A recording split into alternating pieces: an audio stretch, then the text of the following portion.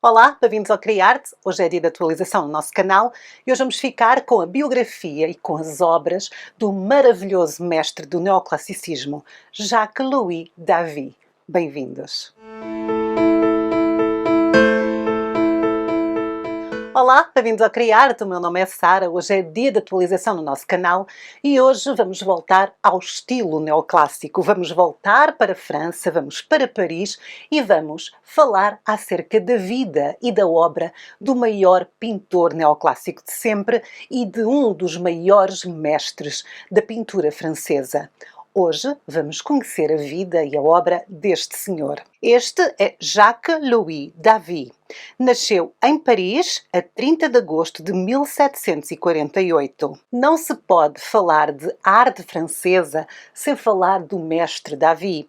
Ele é conhecido por David, o seu nome completo é Jacques-Louis David, e ele marcou muito os pintores, quer da sua geração, quer depois dos que se seguiram.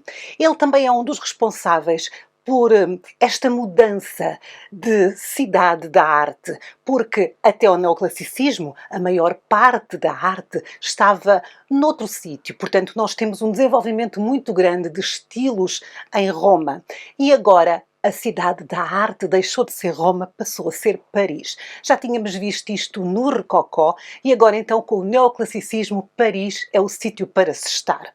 E é interessante porque o neoclassicismo vai beber ao clássico, vai beber ao Renascimento, portanto todos estes grandes pintores que nós vamos falar e que temos estado a falar aqui no nosso canal durante o período neoclássico vão todos estudar para Roma. Mas vamos então conhecer a vida de Jacques-Louis David. Ele nasceu em Paris. O seu pai era descendente de uma família da pequena burguesia, eram pessoas que viviam bem, não eram multimilionários, não eram mega ricos como a aristocracia, eram burgueses, portanto eles dedicavam-se ao comércio e viviam até muito bem. Apesar de ser uma grande influência na sua vida, o pai de Jacques-Louis David acaba por falecer quando David tinha apenas 9 anos. E ele faleceu num duelo. Vocês sabem, quando as pessoas antigamente se desentendiam, especialmente as pessoas assim mais ricas, andavam a duelar. E os duelos normalmente eram com pistolas ou com espadas, portanto não era assim, um estalo ou outro. E infelizmente o pai dele perdeu o duelo e perdeu a vida. Como a sua mãe era muito jovem, decidiu entregá-lo para ser educado aos cuidados de 2 tios. Os tios, que eram, sendo da mesma família do pai, claro, viviam bem, eram pessoas muito tradicionais, muito responsáveis e muito pouco afetuosas. Os tios eram o Jacques Bourron e o Pierre Desmaisons. Eram os dois arquitetos de profissão, tinham alguma dificuldade em lidar com o temperamento de Jacques-Louis David. Desde criança, portanto ele foi viver com os tios com 9 anos, ele tinha um temperamento muito apaixonado, ele era muito intenso. Era uma característica que depois o acompanharia ao longo de toda a sua vida e que acabou por metê-lo em enormes confusões, enormes problemas, porque ele era uma pessoa muito... Quando ele queria uma coisa ou quando ele gostava de alguma coisa, ele dedicava-se de forma quase obsessiva. E era assim dado a grandes paixões e era as emoções muito à flor da pele, portanto era artista. Para os seus tios muito tradicionais, muito bem postos, muito calmos, muito bem educados, isto soava um pouco estranho. Então eles decidiram que o melhor era treiná-lo numa profissão e como eram ambos arquitetos, decidiram que ele também iria ser arquiteto. Claro que isto não correu bem. Ele não se conseguia adaptar a uma vida de escritório, sentado a desenhar. Eles notaram, no entanto, que ele tinha muito talento para o desenho, não tinha a vocação para estar sentado a aprender a ser arquiteto. Então, em 1765, os tios decidiram livrar-se do problema, ou seja, enviá-lo para um sítio onde ele pudesse aprender qualquer coisa, mas para longe dos tios. E foi assim que ele foi empacotado e mandado trabalhar com um primo distante que era artista. Era o François Boucher. Nós já falámos de François Boucher aqui no nosso canal, um grande artista do período rococó francês. Temos até análise de algumas das suas obras, vou deixar o link aqui no nosso vídeo. E como era um primo afastado da família, lá aceitou o jovem, então empacotaram-lhe as coisas e enviaram-no para lá. Ele tinha realmente muito talento para a pintura, mais do que tudo para o desenho. E pintar era algo que o acalmava, portanto toda aquela sua energia e toda aquela sua explosão acalmava quando ele passava tudo isso para a tela. Parecia aos tios que tinham encontrado então a profissão perfeita para o Jacques-Louis David. O Jacques-Louis David ia ser pintor e tinha então um professor que era o François Boucher. Claro que o Boucher também não o aguentou. Depois de lhe dar umas aulas, na verdade o Davi gostava do estilo rococó, especialmente daqueles trabalhos assim mais marotos, mais poeróticos, estão a perceber? Ele achou uma certa piada, também ainda era muito novo, aquilo atraía-o. No entanto, o François Boucher achava que o estilo de pintura que o David começava a mostrar não se adequava muito aos seus ensinamentos e recomendou aos tios para o entregarem a um outro pintor que faria mais sentido e que assim o Davi ia aprender mais rápido e melhor. E assim, mais uma vez, o Davi é empacotado e enviado para longe, só que desta vez vai estudar com Joseph-Marie Vienne. Vienne, um dos grandes pintores franceses do estilo neoclassicista, aceitou o aluno. Os tios foram, no entanto, desavisados que o Vienne era um excelente pintor, um excelente professor, mas também era extremamente frio. Ia ser um choque de personalidades, não é? Temos de um lado um poço de energia e do outro lado uma pessoa distante e fria. No entanto, o Vienne era o melhor pintor da época. E quem não estava muito preocupado também com este choque de personalidades era o próprio Davi, que disse aos tios, quando soube que o Vienne era muito frio, que tudo bem, eu ensino o Vienne a ser assim, quente como eu, caloroso. Portanto, ele estava convencidíssimo que as coisas iam correr muito bem. Provavelmente ele era fã, porque o Vienne era um grande nome nesta altura.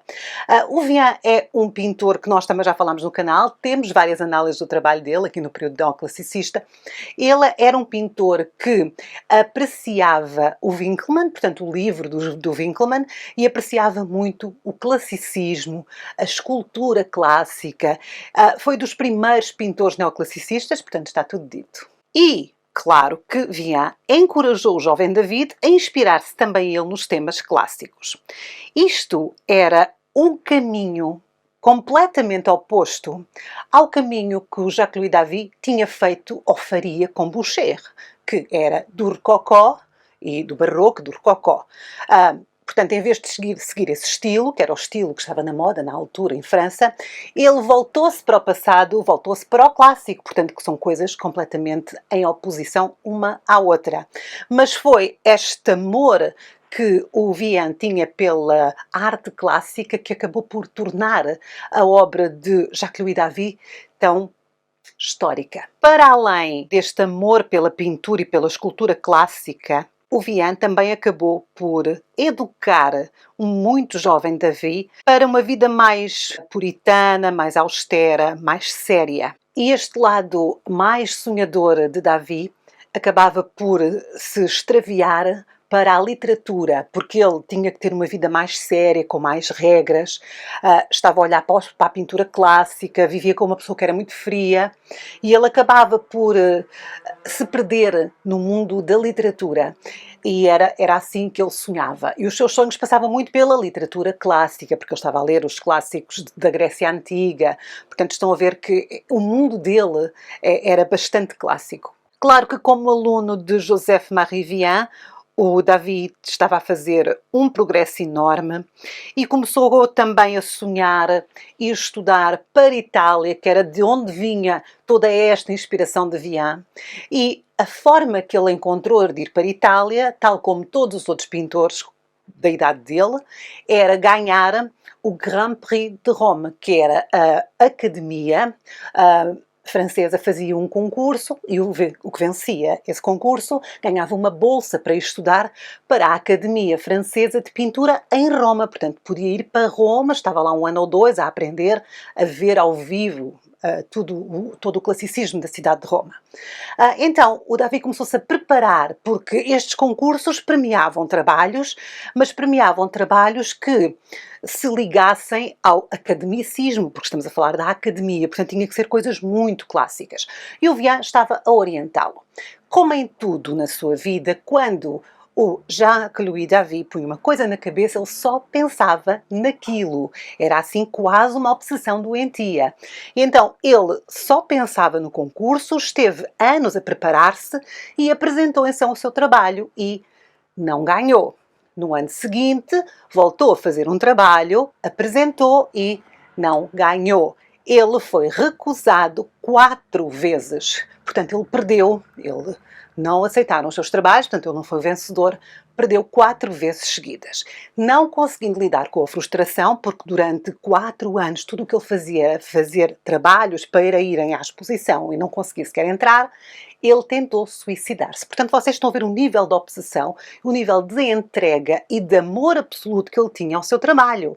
Ele achava que não era bom o suficiente, então a sua solução foi tentar-se matar. Graças a Deus, isso não aconteceu, não é? Falhou.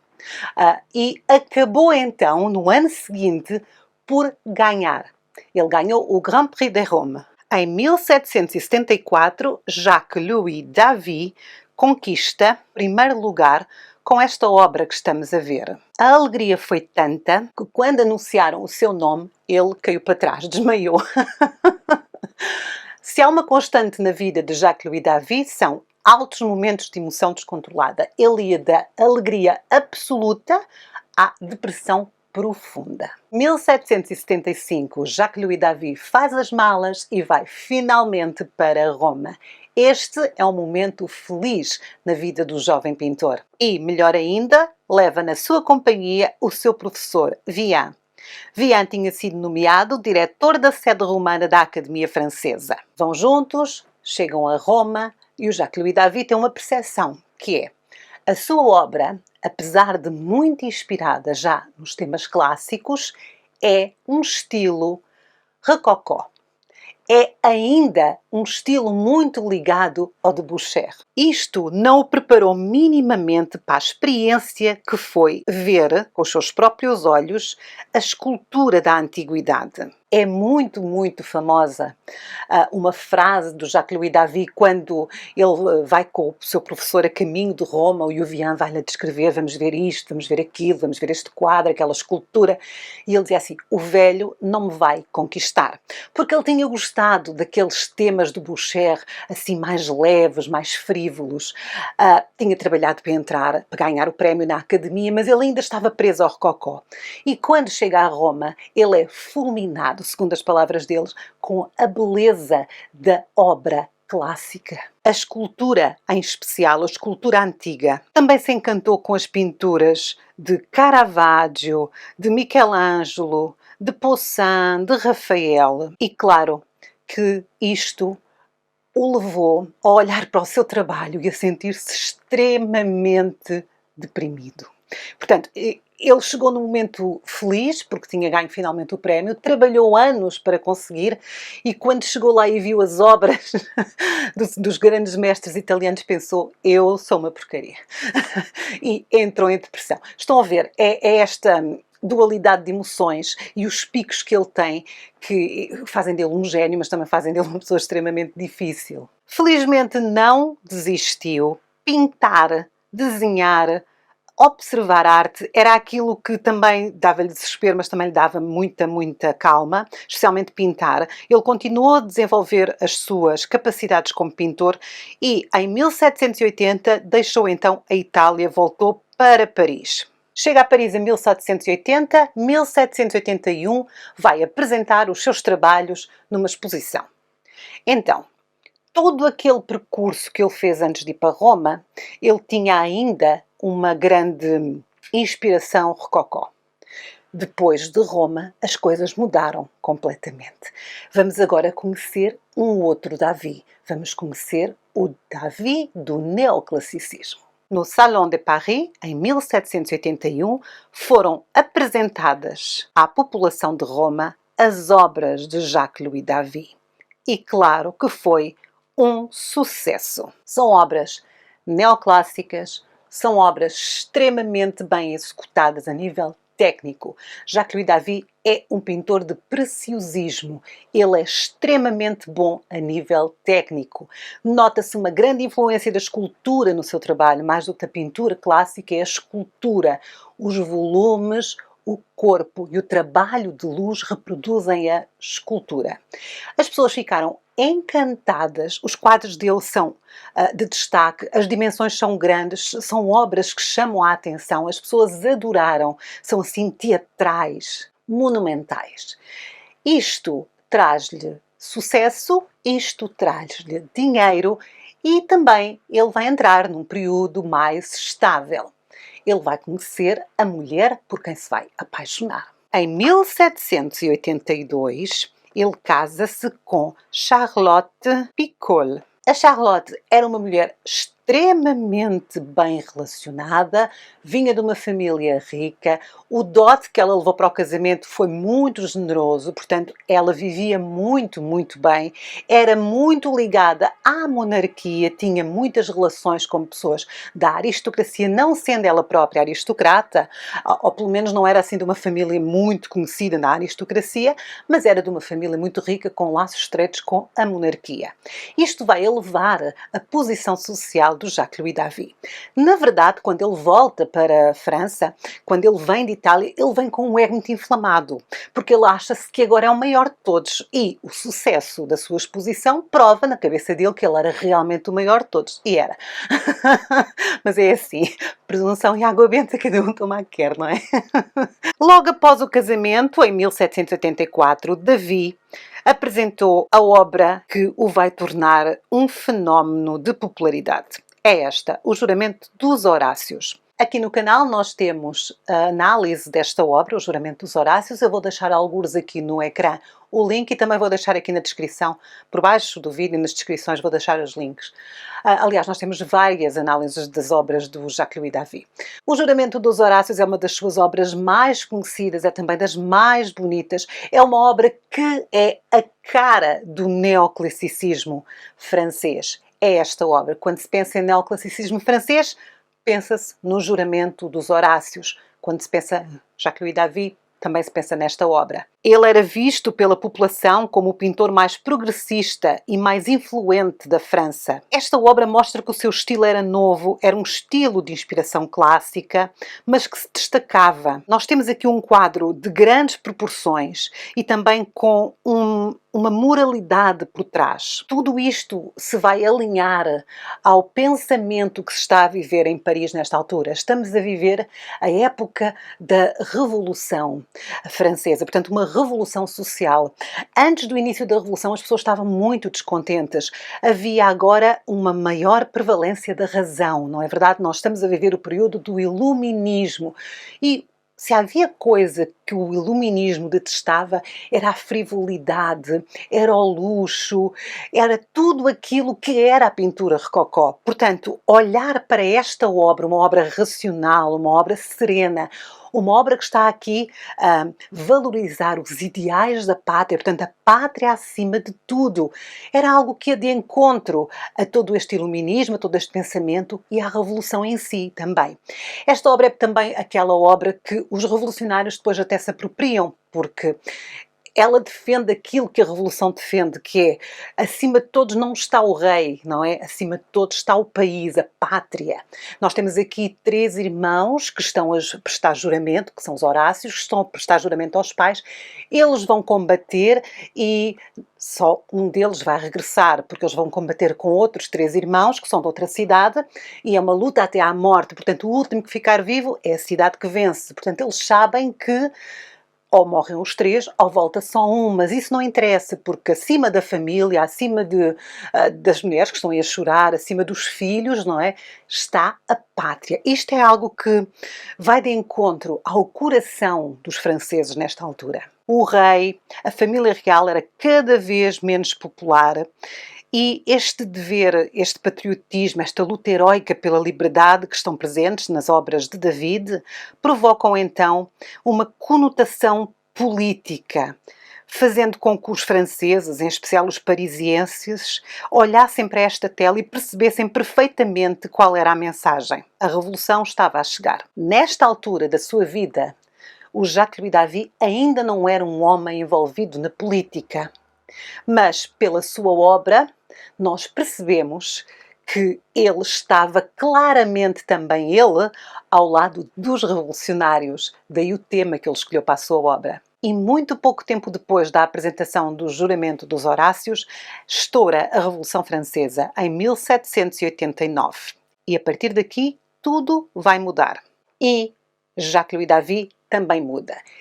Ele gostou deste período revolucionário. Ele adorou a revolução, ele adorava a confusão, ele era, cá está, uma pessoa com um sentido de vida muito forte, ele vivia muito intensamente. Portanto, esta confusão, luta nas ruas, buscas de ideais, isto para ele era maravilhoso. Ele estava, obviamente, ao lado dos revolucionários, ele entrou ativamente na política da revolução, portanto, ele deixou de lado esta ideia de só vou passar as coisas através da minha pintura e, para além das suas pinturas serem revolucionárias, ele pessoalmente também se envolveu na revolução. Ele decidiu usar a sua arte como propaganda política. Ele apoiou pessoalmente Robespierre e entrou para o Clube dos Jacobinos. Portanto, se vocês conhecem um bocadinho da história da Revolução Francesa, sabem que Robespierre era o mais brutal revolucionário de todos, foi ele que decidiu fazer a votação para matar a família real, ele foi responsável pela execução de muitas centenas de franceses na guilhotina, não só monarquia, atenção, porque nesta altura cometeram-se muitos excessos, como em todas as revoluções, era amigo pessoal de David, e o David entrou para o Clube dos Jacobinos, que era, então, uma associação de todos os revolucionários mais extremistas. O David estava lá, claro, empolgadíssimo, feliz da vida, vamos revolucionar. Na verdade, David, em 1792, chegou a ser deputado da Convenção Nacional, que era o órgão que estava a gerir a França. Era quem mandava, agora era uma convenção, eram várias pessoas. Não era propriamente uma democracia, porque eram só os revolucionários que lá estavam.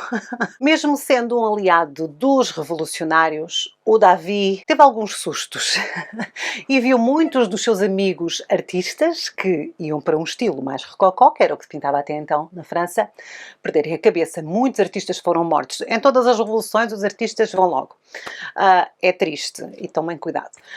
Mas ele próprio foi sempre muito fiel aos ideais revolucionários. Ele acreditava realmente no iluminismo, na busca da razão, que todos temos os mesmos direitos perante a lei, que todos os homens nascem iguais, que o direito do governo não é divino, mas é dado pelo povo. Portanto, tudo isto fazia-o sentir bem e ele usava o seu trabalho para, então, mostrar às pessoas toda esta sua crença revolucionária. Isto chama-se propaganda política. Portanto, ele era e foi, na história, um dos maiores a fazer propaganda política.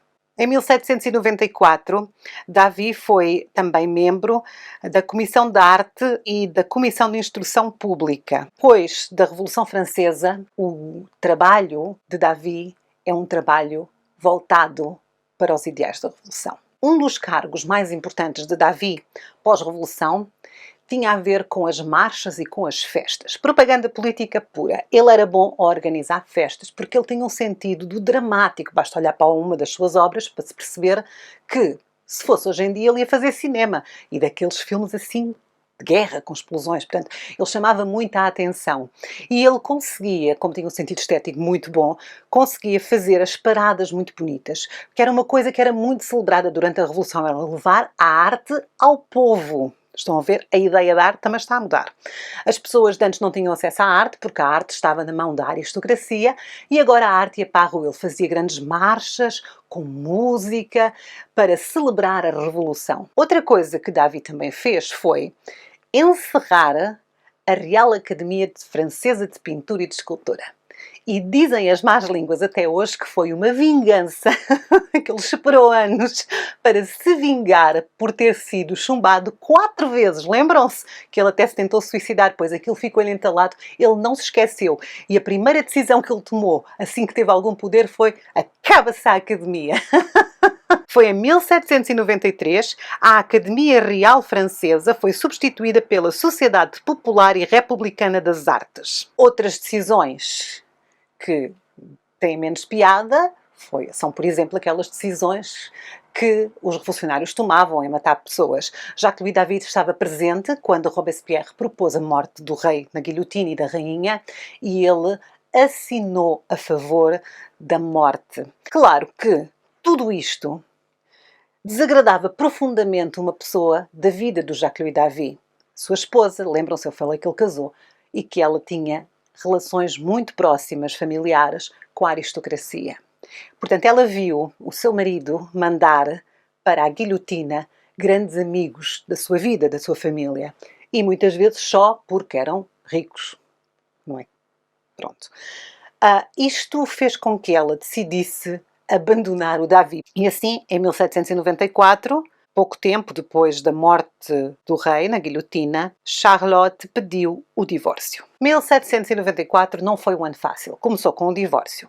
E depois, para desespero de Jacques-Louis David, Robespierre caiu. Vieram outros revolucionários que eram contra o revolucionário Robespierre por todos os seus excessos, achavam que ele era demasiado brutal, e acabaram por o tirar do poder. O David estava tão enlouquecido com isto que, através de um gesto simbólico, ele ofereceu-se para beber o veneno no lugar do seu amigo. Isto vai nos levar para uma obra muito famosa de Jacques-Louis David, que é A Morte de Sócrates, em que há aquele momento em que o oficial oferece o veneno, porque o Sócrates escolheu entre se retratar, dizer que tudo o que disse era mentira, ou a morte, escolheu a morte porque acreditava nos seus valores. Portanto, a cabeça do David ia muito para estas histórias clássicas. Claro que não foi só o seu amigo que caiu em desgraça, porque David, ele próprio sendo um revolucionário mais agressivo, acaba por ser preso. As acusações foram traição à França. Ele ficou 6 meses preso à espera de ser condenado à morte, porque normalmente as condenações eram sempre à guilhotina. Ele estava desesperado, ficou à espera, ele tinha a certeza que ia ser morto e começou a pensar em toda a sua vida, em toda a sua maravilhosa obra. Sentia-se completamente confuso, completamente dilacerado. Tudo o que ele queria fazer era dedicar-se à revolução, ele acreditava na revolução, então ele decidiu pedir desculpa à França pelos seus excessos e decidiu também pedir desculpa à sua esposa por a ter feito sofrer. Então, na prisão, ele pensou na sua vida, refletiu e pensou: não, vou mudar, vou ser mais moderado, se me perdoar eu não me vou meter em confusões. E fez uma obra que é maravilhosa. Ele levou imenso tempo até terminar esta obra. Isto é um pedido de desculpas. Chama-se O Rapto das Mulheres Sabinas. É uma das minhas obras preferidas de Jacques-Louis David. Também temos análise desta obra com muito detalhe. É uma obra que fala sobre o fim do conflito, é uma obra que fala sobre o preço que se paga por uma guerra, é uma obra onde vemos crianças inocentes no meio de uma batalha. Portanto, nós de um lado temos os romanos, do outro lado temos os sabinos. Os romanos raptaram as mulheres da tribo dos sabinos e casaram com elas. Os sabinos, nada satisfeitos, foram fazer guerra contra Roma para recuperar as suas filhas, as suas irmãs. E, entretanto, as mulheres, temos uma aí no centro, lindíssima, com um vestido belíssimo, estão a pedir paz, porque de um lado estão os pais e os irmãos, do outro lado estão os maridos, e elas têm os filhos ali no meio. Portanto, isto é o preço que os inocentes pagam, as mulheres, as crianças. É um quadro onde vemos emoção, que não é muito normal num quadro de Jacques-Louis David. Temos uma figura feminina ao centro, que também é muito pouco habitual, e temos então toda esta mensagem de vamos se perdoar, nós somos todos franceses, vamos parar de pôr toda a gente na guilhotina, senão qualquer dia não há franceses. E foi um pedido de desculpas. Correu muito bem, porque o Estado perdoou e a esposa aceitou de volta.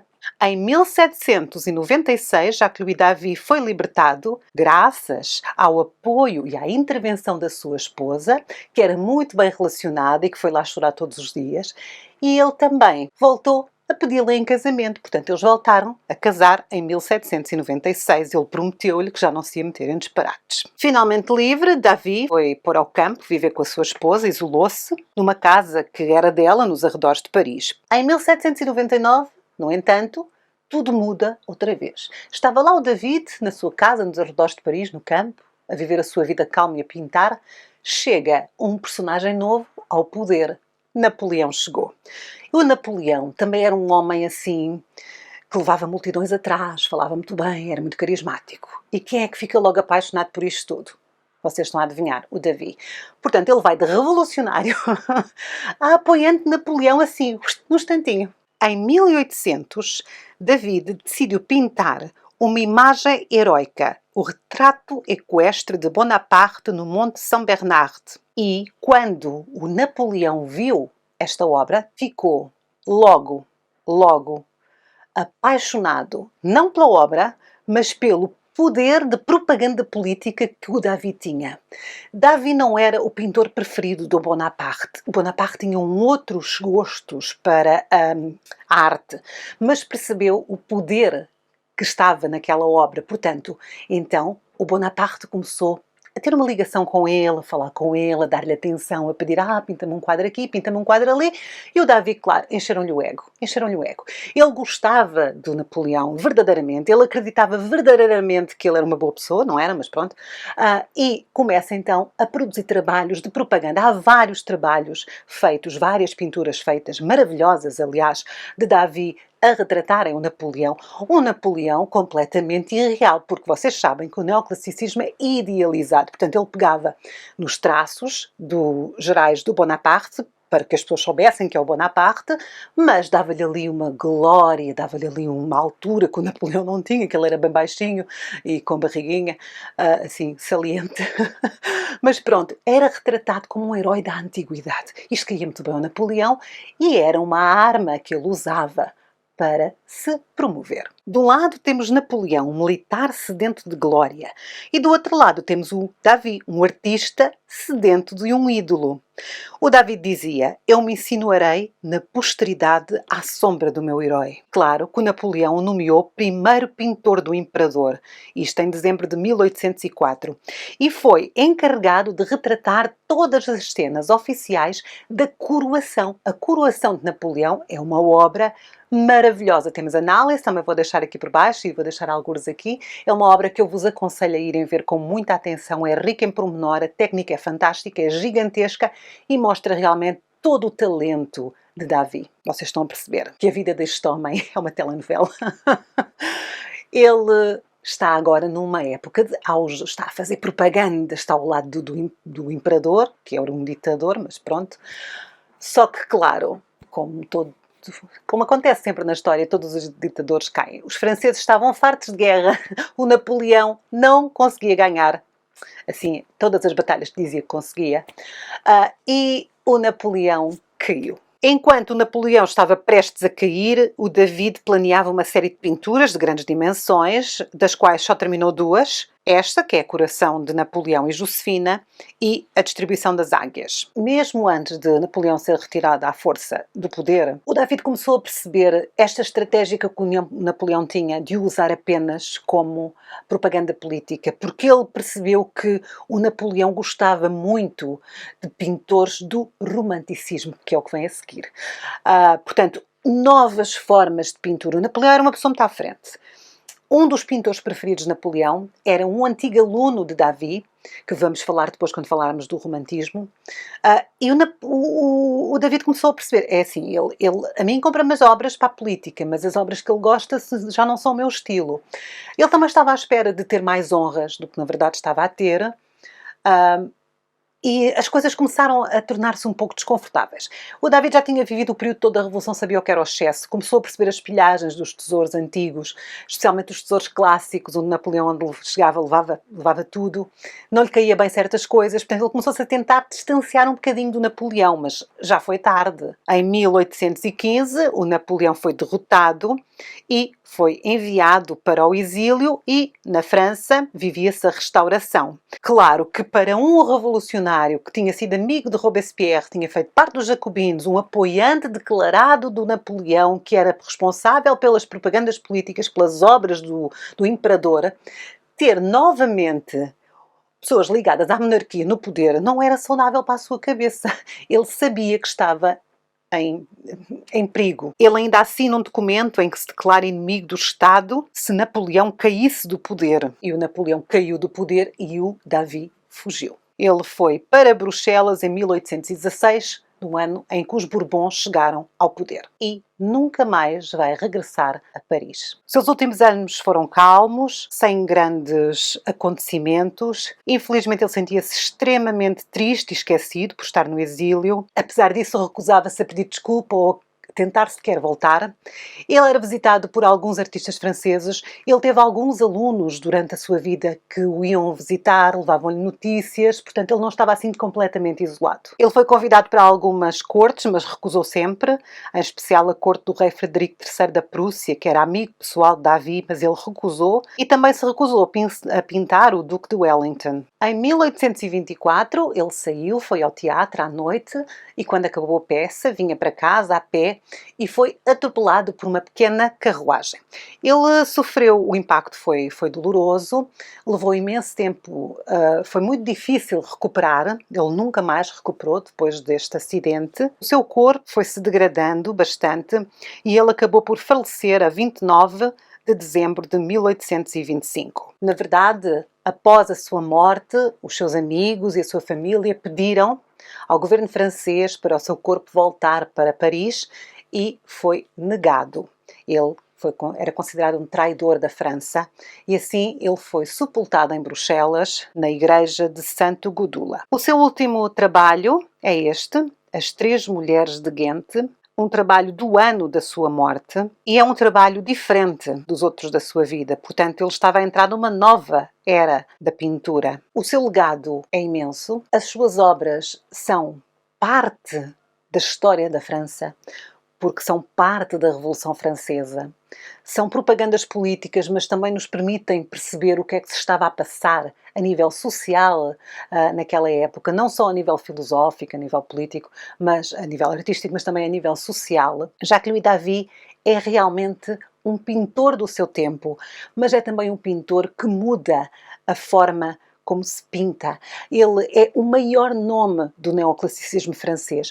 É o pintor que ainda hoje é considerado o maior em muitos aspectos. Portanto, por exemplo, se vocês forem ver análises das obras que nós temos aqui no canal, das obras dele, vocês percebem que a sua técnica é assim uma coisa inacreditável.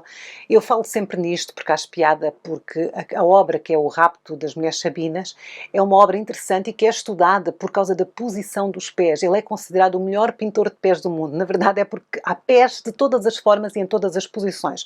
O trabalho de pele, de cor, estou a falar da cor, nem sequer estou a falar do volume, de David é uma coisa que é estudada, porque é assim de um nível de perfeição quase absoluto. As suas obras são de grandes dimensões. Temos o trabalho de pintura histórica, que era a pintura mais considerada o escalão mais alto da academia. É uma pintura academicista, sim. É uma pintura neoclassicista, sim. Mas é uma pintura também com um toque muito próprio de revolução. Um toque muito próprio de emoção. Uma emoção muito a Jacques-Louis David, que é assim, umas emoções muito falsas, muito estáticas, porque ele se inspirava muito na escultura, mas mesmo assim tocam-nos muito. São obras muito populares até hoje. A maior parte delas são do governo francês, que é irónico, e estão no Louvre, e as pessoas adoram. Sempre que eu vou ao Louvre há uma multidão em frente a um quadro de Jacques-Louis David, mesmo sem saberem quem ele é. Porque as obras chamam muito a atenção, são dramáticas. É engraçado porque eu sou uma pessoa que gosta muito de dramatismo. Não sou uma pessoa dramática na minha vida, sou uma pessoa assim, o mais calmo possível. Se bem que o meu marido não concorda com o que eu estou a dizer, mas pronto. Eu gosto desta fase, deste espetáculo, por isso é que eu gosto muito do barroco. E o neoclassicismo é tão oposto àquilo que é o barroco, que eu até poderia não gostar, mas eu gosto, porque eu acho que também ele tem uma forma de dramaticismo muito intensa, só que é assim mais velada. E pronto, esta foi a vida e a obra de Jacques-Louis David. Se vocês gostam de Jacques-Louis David, se quiserem saber mais, nós temos nem sei quantos vídeos de análise de obra deles. Eu vou deixar o link aqui por baixo do nosso vídeo, na descrição, de playlist onde eu faço a análise das obras. Acho que eu tenho uma playlist mesmo só sobre neoclassicismo, onde se explica o que é o neoclassicismo e depois então estão todas as obras listadas. Se houver alguma que não esteja aqui e que vocês queiram que eu faça a análise, é só dizerem, deixem aqui um comentário por baixo deste vídeo, ok? Ok? E eu terei todo o gosto porque eu gosto muito de Jacques-Louis David. Acho intenso. Eu gosto de pessoas intensas, é assim. E pronto, por hoje é tudo. Voltamos na próxima semana para mais atualizações aqui no nosso canal. Por hoje, fiquem bem. Eu sou a Sara. Ok? Tchau!